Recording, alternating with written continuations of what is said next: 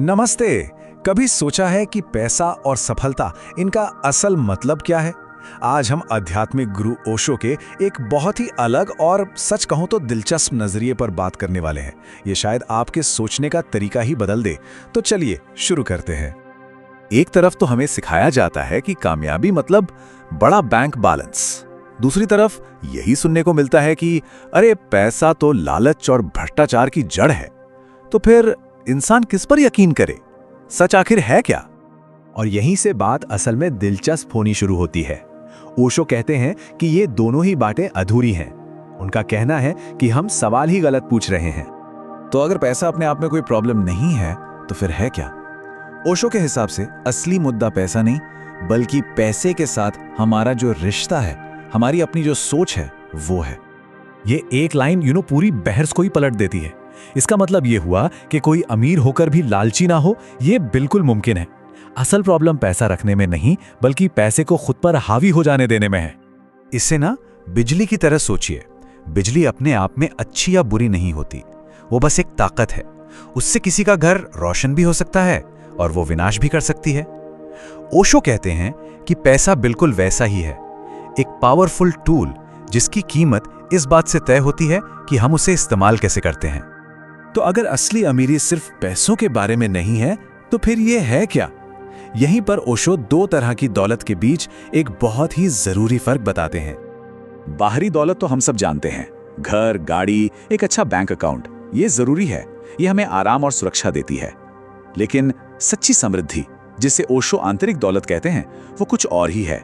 ये चेतना से, प्रेम से और जागरूकता से आती है। ये अंदर से पूरा महसूस करने का एहसास है। लेकिन यहाँ एक बहुत जरूरी बात है। ये फिलॉसफी ये नहीं कहती कि एक को चुनो और दूसरे को छोड़ दो। नहीं, ये संतुलन बनाने के बारे में है। क्योंकि जब हम सिर्फ एक तरह की दौलत पर फोकस करते हैं तो मुश्किलें खड़ी हो जाती हैं। हम सब ने ऐसे लोगों के बारे में सुना है ना, जिनके पास सब कुछ है, बड़े बड़े घर, महंगी गाड़ियां, लेकिन वो अंदर से एकदम खाली और दुखी महसूस करते हैं। ये है बाहर से अमीर पर अंदर से गरीब। और वहीं दूसरी तरफ कोई बहुत आध्यात्मिक इंसान है, लेकिन अपनी रोज की जरूरतें पूरी करने के लिए भी संघर्ष कर रहा है, तो वो भी तो एक सीमा में ही जी रहा है। दोनों ही जिंदगियां अधूरी हैं। तो यहां सबसे बड़ी सीख यही है, असली लक्ष्य एक ऐसी जिंदगी बनाना है जहां बाहरी आराम और भीतरी सुकून दोनों एक साथ मौजूद हों। एक जोरबादी ग्रीक की तरह जो दुनिया के सुखों का पूरा मजा लेता है, और एक बुद्धा की तरह जिसके पास गहरी आंतरिक शांति और जागरूकता है। इन दोनों का एक खूबसूरत संतुलन। चलिए अब इसे थोड़ा और प्रैक्टिकल बनाते हैं। अगर हमें दोनों तरह की दौलत में बैलेंस बनाना है तो हमें पैसे की भूमिका को फिर से समझना होगा। ये एक बहुत ही पावरफुल आइडिया है। देखिए, जब पैसा मालिक बन जाता है तो हमारी जिंदगी बस उसे कमाने और बचाने में ही निकल जाती है। लेकिन जब वो एक सेवक होता है तो उसका इस्तेमाल एक बड़ी, बेहतर और ज्यादा भरपूर जिंदगी बनाने के लिए किया जाता है। वो हमारी सेवा करता है, हम उसकी नहीं।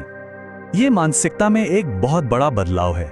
सिर्फ पैसे इकट्ठा करने पर फोकस करने के बजाय ध्यान इस बात पर जाता है कि उस पैसे से क्या बनाया जा सकता है, क्या अनुभव किया जा सकता है। उसे तिजोरी में बंद रखने के बजाय उसे जिंदगी को महसूस करने, शेयर करने और एंजॉय करने के लिए एक टूल की तरह इस्तेमाल किया जाता है।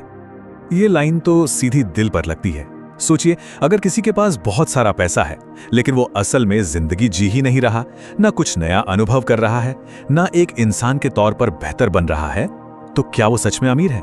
ओशो के हिसाब से ये बस एक अलग तरह की गरीबी है जो सोने की जंजीरों में जकड़ी हुई है। और ये हमें बहुत खूबसूरती से दिखाता है कि जब पैसे को एक टूल की तरह देखा जाए तो क्या क्या मुमकिन है। ये सिर्फ बिल भरने के लिए नहीं है, ये तो आध्यात्मिक विकास में इन्वेस्ट करने, अपनी क्रिएटिविटी को पंख देने, दुनिया घूमने और आखिरकार जिंदगी को उसकी पूरी क्षमता से जीने की आज़ादी खरीदने के बारे में है। और ये हमें इस आखिरी सवाल के साथ छोड़ जाता है। ये पूरी बातचीत हमें पैसे को देखने का नजरिया बदलने के लिए कहती है, उसे सिर्फ एक मंजिल नहीं बल्कि एक शक्तिशाली औजार के रूप में देखने के लिए। तो सवाल यह है, इस औजार का इस्तेमाल करके हम सब अपने लिए और इस दुनिया के लिए क्या बना रहे हैं?